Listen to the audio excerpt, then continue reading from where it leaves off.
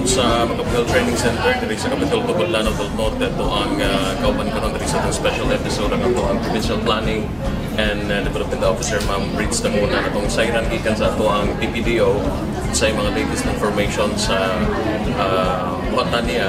At the same time, niya magkaroon ng activity pamutan sa Italy ning kalikukan karong adlaw. Ma'am Bridge, sa may mga latest nga mga undertakings under sa imong opisina? Actually, ang karon ang community-based monitoring system. So, nata karong adlaw ikaduha ni nga anang 2-day training para sa atong mga supervisor sa CBMS. Nya mao ni karon ang mo train po sa atong mga enumerators nga i-conduct nato nga training for the next week. Nya ang atong i-cover by batch actually atong CBMS karon actually we go back to origin ng CBMS. National initiative ni siya nga murag sigub ni take on gid sa nga mo implement ang province sa CBMS kay nakita nato nga sa data nga atong gather sa CBMS pero complete magud ni siya nga information about the household. So naa diha ang makuha nato ang kanang mga profile sa household, demography, na po ilang mga health status, na ilang income status. So comprehensive siya.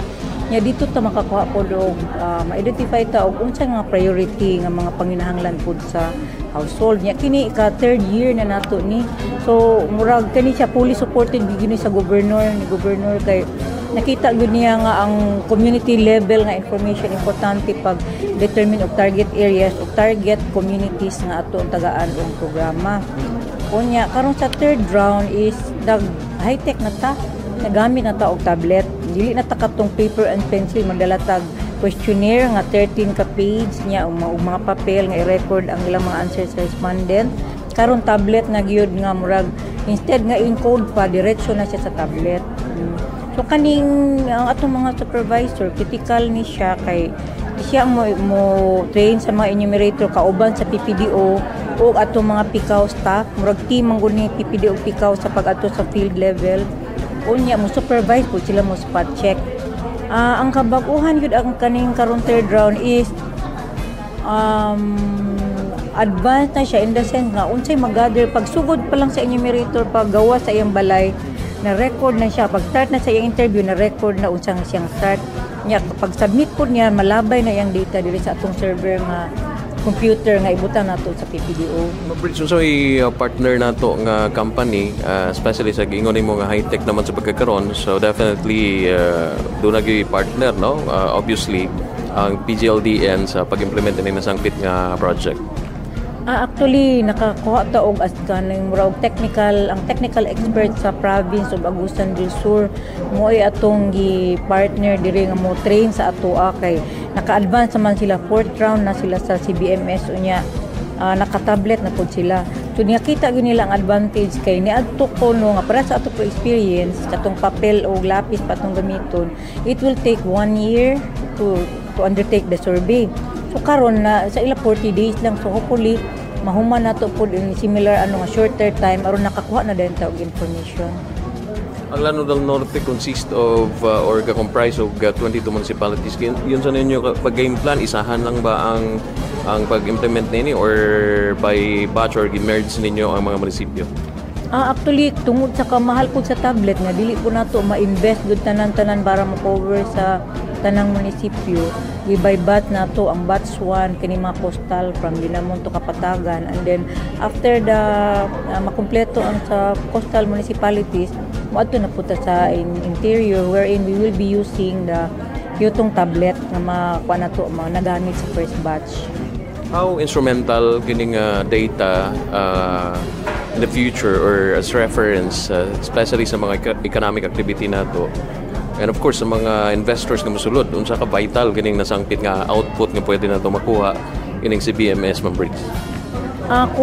Kung sa basic nga information panalitan pag pahatag sa mga programa diha man gud sa atong questionnaire doon na po'y mabuta actually ang basic yun nga sa CBMS is pagkuha og poverty profile.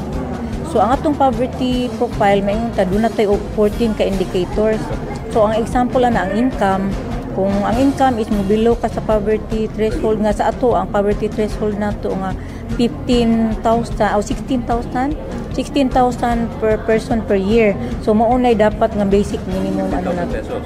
Yeah, 15,000 sa isa ka tao sa isa ka year. So kung ang isa ka tao murag yung income mo below ang 15,000, bilong na siya sa pobre.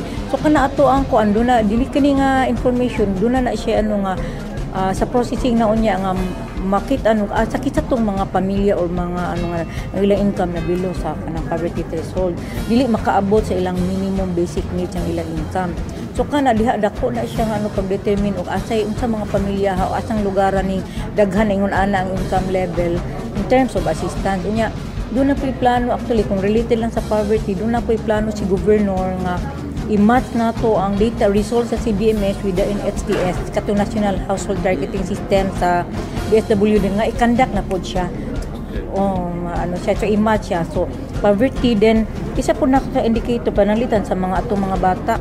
Doon namang goy sa health sa mga bata, isa indicator nga ang family is poor kung doon na iyang anak nga murag below 5 years old nga namatay, makuha man na to within the year. So ibig sabihin kung naa ka kwarta, dili ta to namatay kay adto dai nimo sa ospital na kay mga means. So panalitan do na po yung mga bata nga dapat nag-elementary pero ka eskwela. So indicator po na siya nga poor ang household. Dunay high school age niya, wa po naka-eskwela o high school. Indicator po na nga poor. So kana nga mga data sets mo na itong ginagamit pag-identify o mga poor household nga mo po na itong basihan dayon sa pag-provide og assistance. So nya karon kining recent nga survey pwede na itong i-compare sa atong previous database kung doon na ba tayo improvement kay doon na tayo poverty incidence sa kalitan 2009 o 2012. So karon nga result ato na i-compare doon na ba naging improvement sa ato ang poverty incidence. So, mamulan to akong result murag a few of the 14 indicators lang of poverty incidence. Aside from that, naaragin murag siguro 170 basta more than almost 200 indicators na ma-generate sa CBMS kung ma-process na ang data. Back to manpower, naman rin ang mga supervisors per municipality, pila man ka mga staff or kining actual nilang mag-actual survey dito sa community? So karon na ati 21 supervisors sa 9 municipalities. So ang pag-determine po na to sa murag enumerator per household basis po murag one enumerator for every 300 households. So yung ana to pag-determine and which ang mag-facilitate ang PICAO kasi sila may nakaano sa dito sa community level. So how confident ang atong team, especially kamo sa PPDO nga walay discrepancy, walay posibleng for example dapat honestly mag-survey gyud mga tao na to on the ground? Murag mag-gust gid sila og ayuhon lag survey kay sa pagsugod pa nang lapag adto naa naman maka-record man sa coordinate dito man kung asa ka naay kana murag asa ka dapita nga lugar makita naman dito. So kung naara ka sa imong balay makita po dito nga to ang coordinate sa imong balay ra dito sa ato pa wa ka ni gawas. So nagsugod kag interview dito na dayon na pag start nimong interview ma-record na nga naka-start na kag interview. So pag end po nimong interview ma-record po og dito po malabay po ang data nga ni end na kag interview pag submit nimo diretso din ang data.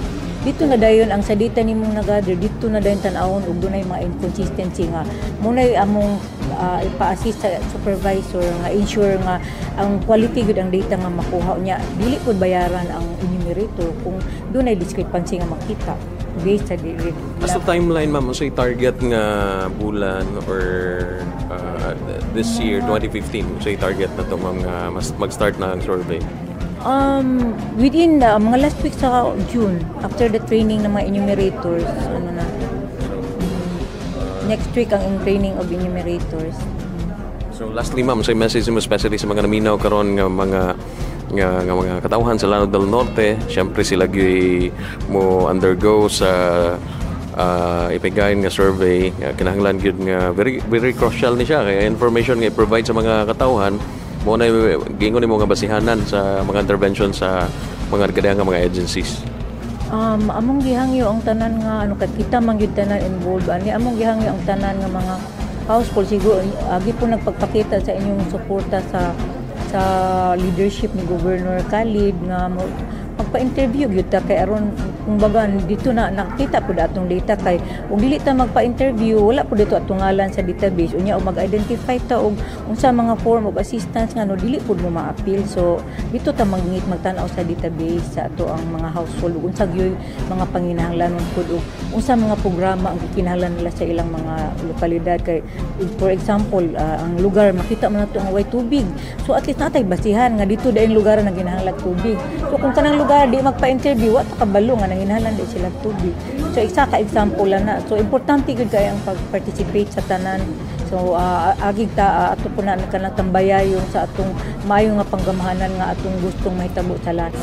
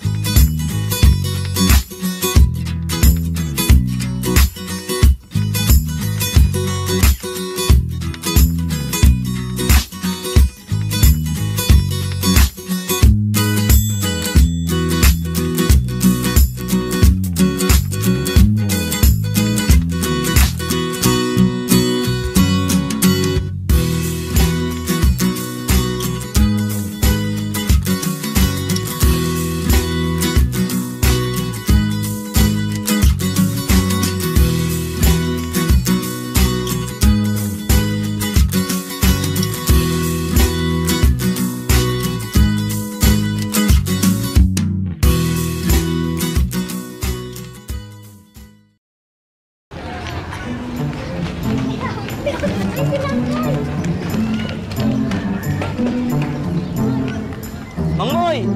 Oh, yung pinagawa ko ba, handa na? Ayos na ho, Mang Moy. Wow! Matutuwa yung makakakita ng mga to. Si Mang Moy! Mang Moy, ano po yan? Mga anak, ang sikreto sa sigla at lakas ng buhay. Ang 10 Commandments. Sundin ang 10 Commandments para sa sigla at lakas ng buhay mula sa National Nutrition Council ng DOH. Alam niyo ba ang sarap kumain kapag masustansya ang mga kinakain natin? Aba, utos yan ng 10 Commandments. Commandment number 1. Kumain ng iba't ibang pagkain. Di ba, enjoy? Para makuha ng katawan natin ang iba't ibang sustansya. Nandyan ang carbohydrates, ang calcium, ang iron, ang protina, ang vitamina. Kain po tayo! Sundin ang 10 Commandments para sa sigla at lakas ng buhay mula sa National Nutrition Council ng DOH. Ang tangkad mo, Mang Moy! Oh, alam niyo ba kung bakit ako tumangkad? Bakit po? Kasi na-breastfeed ako ng nanay ko. tinupad ng nanay ko yung Kumainment number 2. Sa unang 6 months ni baby, breastfeeding lamang. Mula 6 months, bigyan din siya ng ibang angkop na pagkain. Kasi mas nalulubos ni baby ang nutrisyon. Pero kung kaya niya mag-breastfeed hanggang 2 taon, mas mainam yon. Sundin ang 10 Kumainments para sa sigla at lakas ng buhay mula sa National Nutrition Council ng DOH.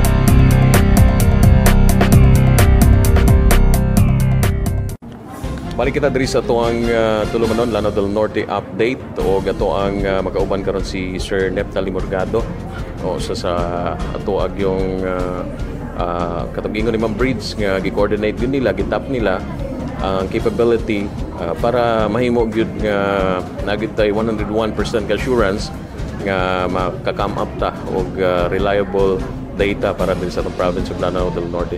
Sir Nep, unang-una ako ang pangutanon kanimo sa may impresyon nimo diri sa pagbisita nimo diri sa Lanao del Norte, sir.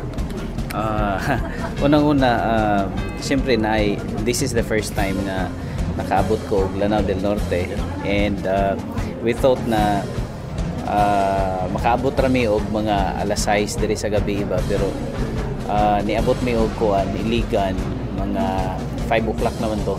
Yan, ningon nga. So impression ako, siyempre safe ba ang dalan. So pag-abot na mo, medyo layo-layo man po dahil. It took us 2 hours from Iligan to Tubod. Kay medyo daoton man po ng kalsada. Pero basically, pag the following day, pagkakita na mo nga, na-amaze me ba kay it's a province nga dunay hotel, nindot ang facility sa among stayhan. So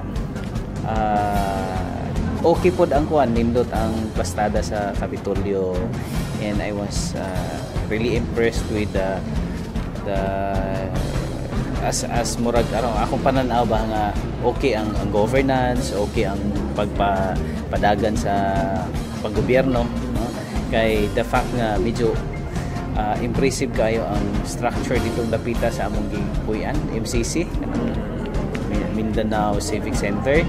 So nakaingon ko nga, mas okay pa siguro ni sa among probinsya, kay among probinsya wala may ingon na nakadako nga facility nga kanang giran sa government.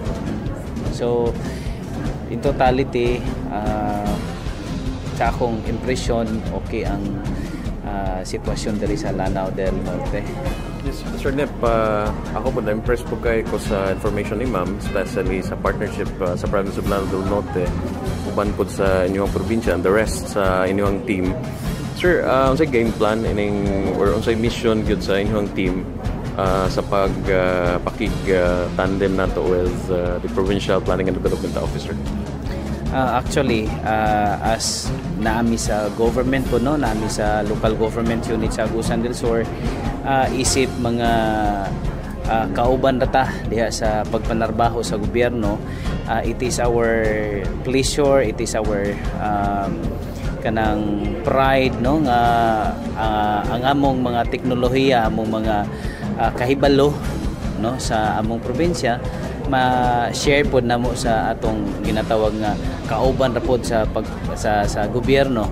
So that is why naami diri, just to share our knowledge and competencies in this kind of endeavor. Sir, pwede mo kayog murag gamay nga preview about ini nga technology nga dawable or i-adapt sa province of Lanao del Norte. Unsay kung tanaw nato siya, sir, sa kinatibukan, unsay pwede ma-imagine sa ato mga tigpaminaw televiewers karon nga ma-achieve nato pag human nini nga to ang initiative, sir? Actually kaning atong ginahimo karon nga data collection process, no, naka-develop ta og technology nga sama niingon ani because of learning what has been done before, way back in sa among experience manggod. This is our 4th time na nga nag CBMS me, and we faces a lot of challenges, no, sa kaniadto. Una nga mga hagit, no, kanamo is ang quality sa data nga among nakolekta. Number 2 is ang reliability sa data. Number 3 is ang coverage sa na survey. Number 4 is ang completion, no? Kaniadto manggod ang quality katong nigamit pa mi og papel og lapis sa among pag data collection. Taas gyud og probability nga ang mga sulod ni adto dili maasahan, no, dili kayo siya reliable. in question permente, in doubt ang quality. Kaya nga naman, doon naman ko, taas o posibilidad nga sa tunga-tunga sa questionnaire, bisag unsa na laibutang sa mga enumerator nato dito, or mahitabo pod nga babae siya, or lalaki siya, pero dito sa succeeding questions na ipangutanan dito buntis ba. So posible nga mugawa sa result sa data nga doon ay mga lalaki nga buntis, unless otherwise i-double check yun na sa atong mga supervisors, pero it will take time, no? So ingon na example sa mga quality no nga mga sitwasyon nga nung na-doubt sa data collection na to. That is one classic example para sa quality. Number 2 is ang reliability na to. So doon ay connection na tong quality sa reliability. Kung ang atong mga observers makakita nga, uy, unsa man na ilang data nga lahi man og kuan, nagpataka ra man na. So mahitabo nga ang atong mga stakeholders mahitabo nga na sila pangutana nga di man day na maasahan, no? Ilar man ang gibot-botan ra man nila kolekta. So mo na atong mga mga considerations nga nung naka-come up ta ani nga technology. And then number 3 is kanang atong coverage, no? Sa amua we sa nilabay nga mga panahon, ang coverage naara gyud na sa mga 70 to 80% sa mga households. Wala gyud tanan na lista kay nga naman dunay mga katawhan dito nga moadto og probinsya, mangayo og financial assistance. Pagtan-aw na mo, nahimo namang palisiya na mo dito nga ang tanan na mo mga plano, programa, mga financial assistance, mga interventions, kinahanglan gyud ang pinakabasihan ana pagpamatuod nga siya agusan taga probinsya is ang CBMS. So pagtan-aw dito nga wala, so ubay-ubay ang mga katawhan nga wala gyud na survey, wala gyud na lista sa CBMS. So usa ka na sa problema nga among gina-address. So mo nang natay technology nga gi-develop. And then the last one is ang atong ginatawag nga completion. Gikan sa among 2005 nga survey na mo si BMS, 2009, 2012, on the average usa ka tuig adi sir Muhammad. Pero sa pagkakaroon nga ni gamit na taog tablet, no? Ang kaning tablet somehow this could solve the problem 90%. Ang quality, ang reliability, ang completion o ang coverage. Nga naman sa quality sa atong tablet nga gigamit, na siya built-in quality control mechanism. Nga naman, for example, ang pangutan-on nga pregnant kadto ra yung babae, no? So pagbutang nimo dito nga babae siya, ang iyang gender niya is female, niya nag-edad siya sa productive age nga unsa man ang productive age na to 12 and above, pwede siya mangutana dito sa na-follow up questions kung buntis ba siya. So dili gyud masipyat. So that's one example. Sa atong completion dali ra mahuman. Nga naman kada tablet nato kaning atong mga enumerator karon, every question nga ilang ipangutana automatic submit na diri sa province. We're using SMS technology. So atong data, atong answer sa respondent apan tapping the tablet, i-transmit dayon na diri sa probinsya. So ma-receive dayon na diri sa probinsya. Kana nakita ninyo. So mo na mga data nga nangabot diri. So it's real time. Sa amo we have 600 ang population namo 600,000 plus, and we have 127,000 households. Nag-estimate me og 40 days, no? 40 days ang among survey. So we really beat the target kay naiuban mga munisipyo namo nga 28 days pa lang humana. So within 40 days na human yun namo ang survey. So katong problema namo sa completion nga usa ka tuig kaniadto karon 40 days na human jud siya. Nga naman dali ra man ang data transmission. So may mga processes nga nawala, wala na may encoding, no? Wala na data processing, diretso man, direct man ang atong that's one of the advantage sa atong technology nga igamit kaning tablet kay diretso naman siya sa server. So ang coverage nato sa among strategy, we were tapping the AM stations, FM stations, TV stations 1 month before the project starts. Nagkuan mi o among gihangyo si Gob mo istorya nga iyang gihangyo nga mag-appeal mo aning CBMS kay para ni sa no, pag identify sa mga panginahanglanon ug unsa gyud ang mga development intervention nga angayan para sa mga katawhan. So ingon na ang kuan. So with that, addressing all the challenges, we designed this new technology, available technology in the market, which is the tablet. So, maikay nga mga information, mga student ikaw man og mga televiewers. Lastly, kung mga tanon Sir Nep, sa status pagkakaroon ining atong team nga mag-implement ining sa pagkakaroon asa na ta, sir? Sa pagkakaroon, based sa among target, naanata sa pag-capacitate sa atong mga supervisors. Kay kaning atong mga participants karon, they are the supervisors. They are responsible for the monitoring and paghatag og mga instruction, no, o pag-capacitate pod cascading sa atong mga enumerators. So sa pagkakaroon, we're almost done with the training, technical training para sa mga enumerators nato. And in fact, this afternoon, i-deploy na nato sila sa field as they will be doing the mock-up interview sa mga households. Kanya sila po diri sa planning, they will be monitoring sa data nga mo abot diri from the tablet. So I guess there will be another set of training for the enumerators. Kanya kani sila kining atong mga supervisors, they are responsible for the conduct of the training para sa mga enumerators.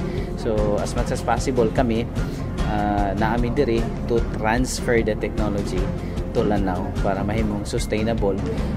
Though kami, we are really willing to extend our expertise in the province of Lanao del Norte. Sir Nep, thank you Sir Nep sa time. Kini nga tulumanon hatod kaninyo sa Nature Spring Water, San Miguel Beer, ang beer na walang katulad.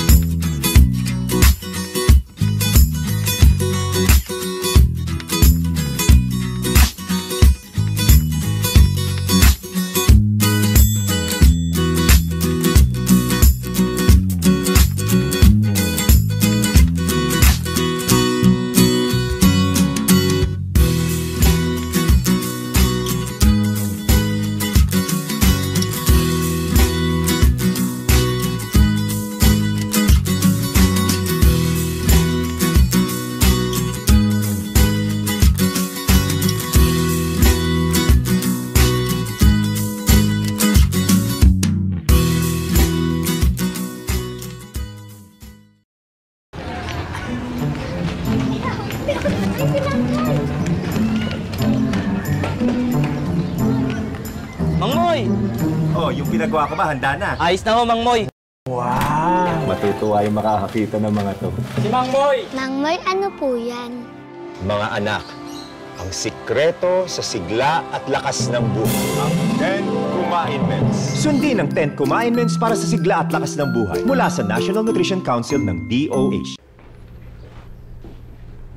Alam niyo ba ang sarap kumain kapag masustansya ang mga kinakain natin? Aba, utos yan ng 10 Commandments.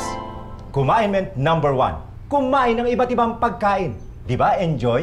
Para makuha ng katawan natin ang iba't ibang sustansya. Nandyan ang carbohydrates, ang calcium, ang iron, ang protina, ang vitamina. Kain po tayo! Sundin ang 10 Commandments para sa sigla at lakas ng buhay mula sa National Nutrition Council ng DOH. Ang tangkad mo, Mang Moy! Oh, alam niyo ba kung bakit ako tumangkad? Bakit po? Kasi na-breastfeed ako ng nanay ko. Tinupad ng nanay ko yung Commandment number 2. Sa unang 6 months ni baby, breastfeeding lamang. Mula 6 months, bigyan din siya ng ibang angkop na pagkain. Kasi mas nalulubos ni baby ang nutrisyon. Pero kung kaya niyo mag-breastfeed hanggang 2 taon, mas mainam yon. Sundin ang 10 Commandments para sa sigla at lakas ng buhay mula sa National Nutrition Council ng DOH. Alam niyo ba kung ano meron ang gulay at prutas na mahusay para sa katawan natin? Bitamin at mineral na nakakatulong para mas lumakas ang resistensya natin laban sa sakit. Mahalaga ito. Kaya ang utos ng Commandment number 3, kumain ng gulay at prutas araw-araw. Mabuti na lang, ang dami nito sa atin. Bahay, kubo. Sundin ang 10 Commandments para sa sigla at lakas ng buhay mula sa National Nutrition Council ng DOH.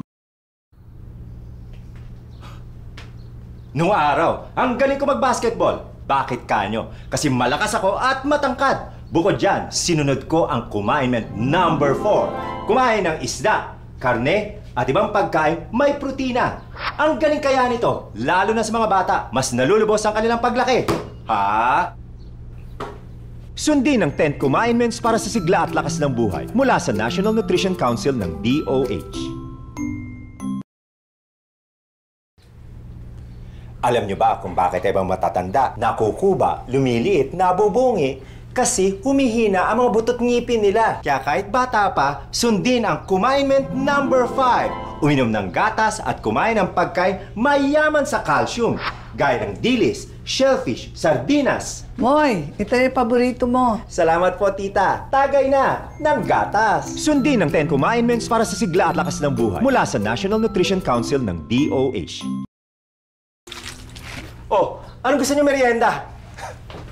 Maraming pagkain na nabibili sa kalye na enjoy kainin. Pero ingat lang tayo. Minsan may dala itong mikrobyo na maaaring magdulot ng sakit. Commandment number 6. Tiyakin malinis at ligtas ang ating pagkain at tubig. Ang pagkain, linisin at lutuin ng tama. Ang tubig, kung kaduda-duda, pakulo na para siguradong safe. Ito na lang ang merienda natin. Oh, hugas muna ng kamay. Sundin ang 10 Commandments para sa sigla at lakas ng buhay mula sa National Nutrition Council ng DOH. Karamihan sa mga niluluto natin, tinitimplahan natin para magkalasa. Kung gagamit tayo ng asin, isaisip natin ang Commandment number 7. Iodine salt ang gamitin kasi may iodine. Mahalaga ang iodine, lalo na sa mga buntis, para malubos ang mental and physical development ng magiging baby. Iwas goiter din. Nasaan na kaya ang asin? Sundin ang 10 Commandments para sa sigla at lakas ng buhay mula sa National Nutrition Council ng DOH. Mang Moy! Aling Lina! Mang Moy, Musta po kayo? Mahilig ba kayong kumain nito? Sa totoo lang, ang sarap. Pero ingat lang, utos ng Commandment number 8. Hinahinay sa maalat, mamantika, matatamis. Huwag abusuhin dahil ang kawawa ay ang puso. Hindi birong alta presyon, sakit sa puso, diabetes. Kaya ako, break muna ako sa mga yan. Dito na lang muna ako. Pabili po, Aling Lina. O, libre yan. Sige naman. Sundin ang 10 Commandments para sa sigla at lakas ng buhay mula sa National Nutrition Council ng DOH. Kayo ba alam nyo ang timbang nyo? Ako ayos lang kasi tapat ako sa Commandment number 9. Panatiling tama ang timbang. Siguraduhin hindi sobra o kulang. Kumain ng wasto at syempre, galaw-galaw din! Barangay San Pedro is super time! Woo! Woo! Woo! And down! Woo! Oh, one more time! Sundin ang 10 Kumain-ments para sa sigla at lakas ng buhay mula sa National Nutrition Council ng DOH. Sa panahon ngayon, masyadong mabilis ang takbo ng buhay. Ang daming nangyayari, sabay-sabay. Kulelat ang kalusugan. Ang utos ng Kumain-ment number 10. Maging aktibo, iwasan ang alak, huwag manigarilyo. Alagaan natin ang kalusugan. Magsimula tayo ng isang healthy lifestyle kontra stress at sakit. Sundin natin ang 10 Kumain-ments. Mula sa National Nutrition Council ng DOH.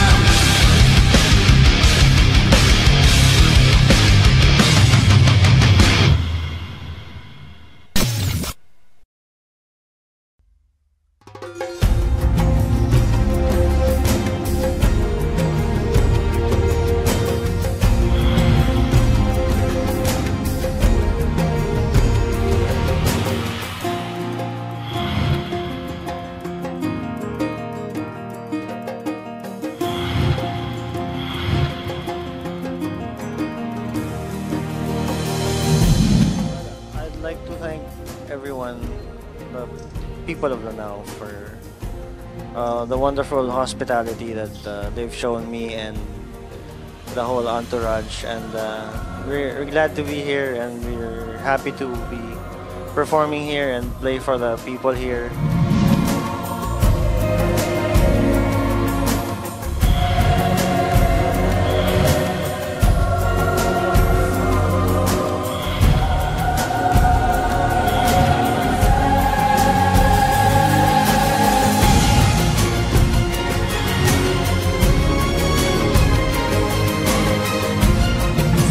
Now, sir, since this is Bamboo for the second time around in Lanao del Norte, what made you decide to go back here in the province?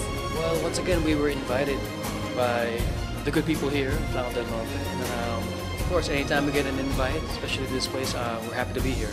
So, ready to play some good music.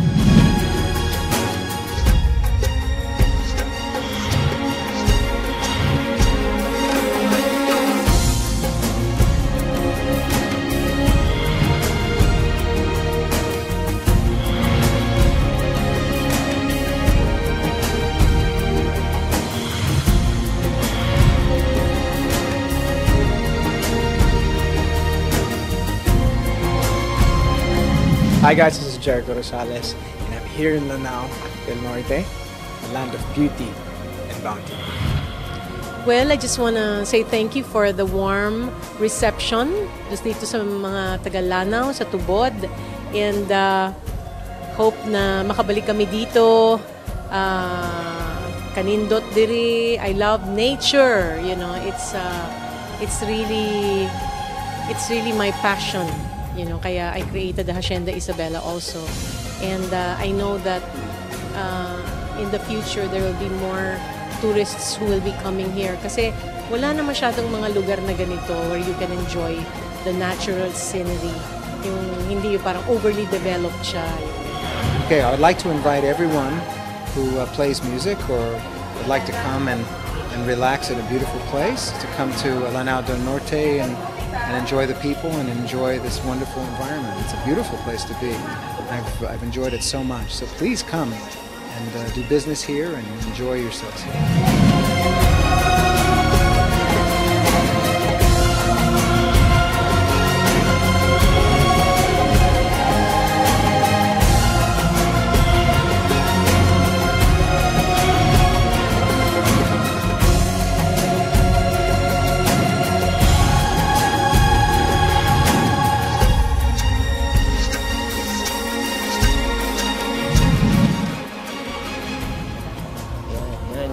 Lanao del Norte, mga kapuso.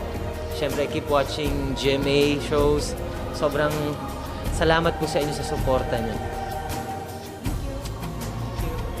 Ayan, sa mga kapuso namin sa Lanao del Norte, sana lagi po kayong manood ng lahat ng shows ng GMA.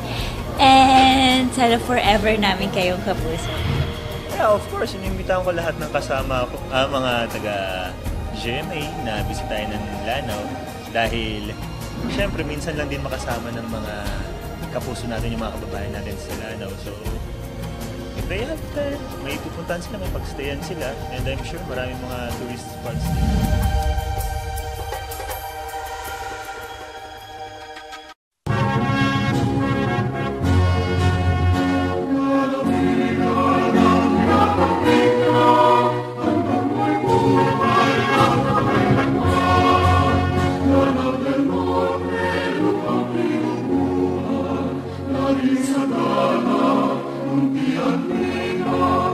Yes, the Lord.